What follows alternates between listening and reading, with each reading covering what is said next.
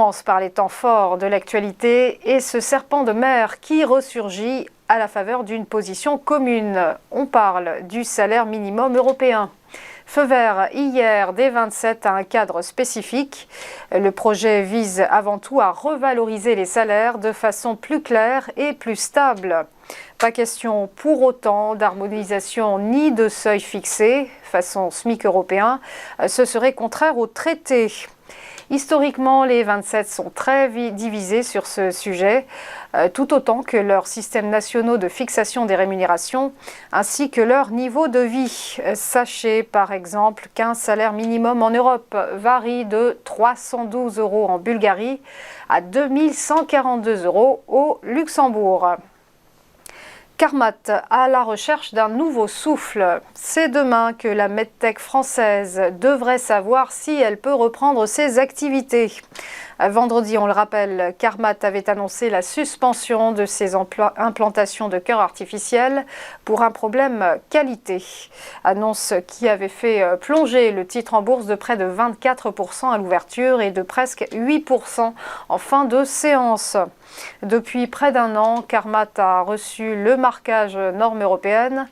6 implantations de la bioprothèse Aeson ont pu être réalisées cet été en Allemagne et en Italie. Enfin, décarboner le béton, c'est l'ambition de Saint-Gobain. 2 milliards d'euros, c'est la somme que le groupe de matériaux a déboursé pour acheter GCP Applied Technologies, le groupe américain spécialiste de la chimie du bâtiment. Une acquisition qui vient s'ajouter à celle du français Chryso, spécialisé dans le même domaine. Saint-Gobain qui va donc occuper une place de choix dans le secteur avec 4 milliards d'euros de chiffre d'affaires attendu et 272 usines à son service.